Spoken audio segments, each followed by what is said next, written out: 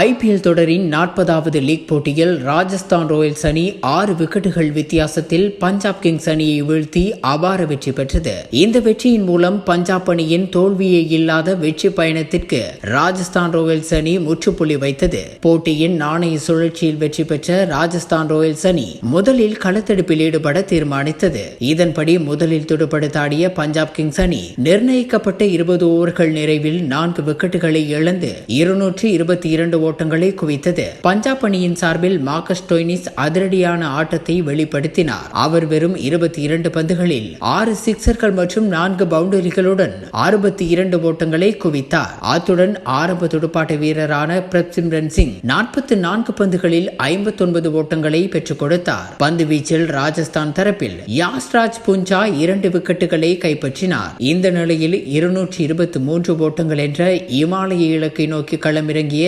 ராஜஸ்தான் அணிக்கு ஆரம்பமே அதிரடியாக அமைந்தது. இளம் வீரர் வைபவ் சூரியவன்ஷி 43 ஓட்டங்கள் மற்றும் யசஸ்வி ஜெய்ஸ்வால் 51 ஓட்டங்களை குவித்து அதிரடியில் மிரட்டினர். இதனை அடுத்து மத்திய வரிசையில் டொனோவன் ஃபெரேரா 52 ஓட்டங்களையும் சுபம் துபே 31 ஓட்டங்களையும் அதிரடியாக பெற்றுக் கொடுக்க 19.2 ஓவர்கள் நிறைவில் 4 விக்கெட்டுகளை இழந்து வெற்றி இலக்கை கடந்தது. இந்த நிலையில் இதுவரை நிறைவடைந்திருக்கும் போட்டிகளின் அடிப்படையில் புள்ளிப்பட்டியலில் பஞ்சாப் கிங்ஸ் அணி தொடர்ந்தும் முதலிடத்தில் உள்ளது. அத்துடன் ராயல் சேலஞ்சர்ஸ் பெங்களூரு அணி 2வது இடத்திலும் ராஜஸ்தான் ராயல்ஸ் அணி 3வது இடத்திலும் உள்ளமை குறிப்பிடத்தக்கது.